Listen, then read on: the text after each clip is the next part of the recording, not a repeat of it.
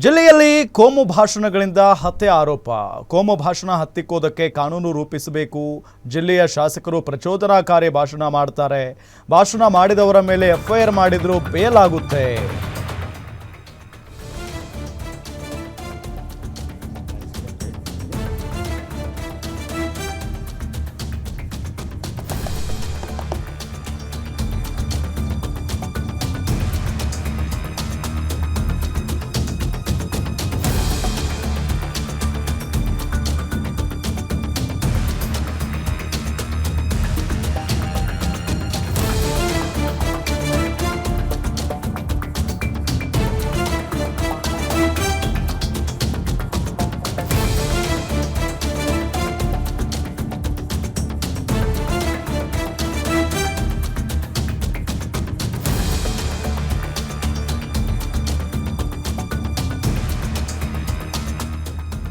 ಜಿಲ್ಲೆಯ ಶಾಸಕರು ಪ್ರಚೋದನಾಕಾರಿ ಭಾಷಣ ಮಾಡ್ತಾರೆ.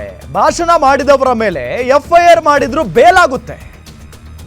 ಅವರಿಗೆ ಸಂಘಟನೆಯ ಬೆಂಬಲ ಇದೆ, ರಾಜಕೀಯ ರಕ್ಷಣೆಯೂ ಕೂಡ ಇದೆ. ಈಗಾಗಲೇ ವಿಶೇಷ ಕಾರ್ಯಪಡೆಯನ್ನ ರಚನೆ ಮಾಡಿದ್ದೇವೆ. ಎಲ್ಲ ಕಾನೂನು ಬಾಹಿರ ಚಟುವಟಿಕೆಗಳಿಗೆ ಇತಿಶ್ರೀ ಹಾಡುತ್ತೇವೆ. ಕೋಮು ಭಾವನೆ ಕೆರಳಿಸುವವರ ವಿರುದ್ಧ ಕಠಿಣ ಕ್ರಮವನ್ನ ತೆಗೆದುಕೊಳ್ಳಲಾಗುತ್ತೆ ಅಂತ ಮಂಗಳೂರಲ್ಲಿ ಉಸ್ತುವಾರಿ ಸಚಿವ ದಿನೇಶ್ ಗುಂಡೂರಾವ್ ಹೇಳಿಕೆಯನ್ನ ಕೊಟ್ಟಿದ್ದಾರೆ. ಅವ್ರು ಯಾವುದೇ ಪಕ್ಷ, ಯಾವುದೇ ಜಾತಿ, ಯಾವುದೇ ಧರ್ಮ, ಯಾವುದೇ ಸಂಘಟನೆ ಅದು ಯಾವುದೋ ನೋಡಂಗಿಲ್ಲ.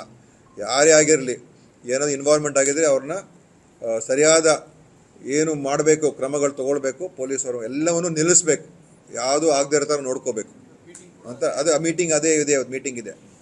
ಸೊ ಮೀಟಿಂಗಲ್ಲೆಲ್ಲ ಚರ್ಚೆ ಮಾಡ್ತೀವಿ. ಸೊ ಅದು ಉದ್ದೇಶ ನಮ್ಮದು.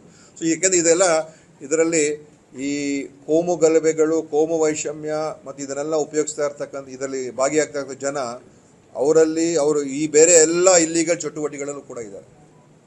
ಸೊ ಅದನ್ನು ಕಂಟ್ರೋಲ್ ಮಾಡೋದಕ್ಕೆ ಅದನ್ನು ಮಾಡಬೇಕಾಗ್ತದೆ, ಅದನ್ನು ಮಾಡಿಸ್ತೀವಿ. ಆಮೇಲೆ ಕಾನೂನಿನ ಒಂದು ಬಲಪಡಿಸ್ತಕ್ಕಂಥ ಅವಶ್ಯಕತೆ ಇದೆ. ನೀವು ಹೇಳ್ದಂಗೆ ಅದನ್ನು ಕೂಡ ಈಗಾಗಲೇ ನಾವು ಬಹುಶಃ ಮುಂದಿನ ಅಧಿವೇಶನದಲ್ಲಿ ಒಂದು ಹೊಸ ಕಾನೂನನ್ನೇ ತಗೊಂಬರೋದಕ್ಕೆ ನಾನು ಮುಖ್ಯಮಂತ್ರಿ ಜೊತೆ ಚರ್ಚೆ ಮಾಡಿದ್ದೀವಿ. ಹೇಟ್ ಸ್ಪೀಚು, ಈ ಥರ ನಿಂದಿಸುವಂಥದ್ದು, ಧರ್ಮದ ಹೆಸರಿನಲ್ಲಿ ಅಥವಾ ಜಾತಿಯ ಹೆಸರಿನಲ್ಲಿ ಈ ಥರ ಎಲ್ಲ ನಿಂದಿಸ್ತಕ್ಕಂಥದ್ದು ಮತ್ತು ಅವ್ರನ್ನ ಅವಹೇಳನೆ ಮಾಡುವಂಥದ್ದು, ಪ್ರವೋಕ್ ಮಾಡುವಂಥದ್ದು ಇರ್ತದಲ್ಲ, ಅದನ್ನು ನಾವು ಭಾಳ ಕಠಿಣ ಕಾನೂನು ಬೇಕಾಗಿದೆ ಇವತ್ತು. ಚಟುವಟಿಕೆಗಳಲ್ಲಿ ಅವ್ರಿಗೆ ಅದೊಂದು ಸೋರ್ಸ್ ಆಫ್ ಇನ್ಕಮ್ ಆಗುತ್ತೆ.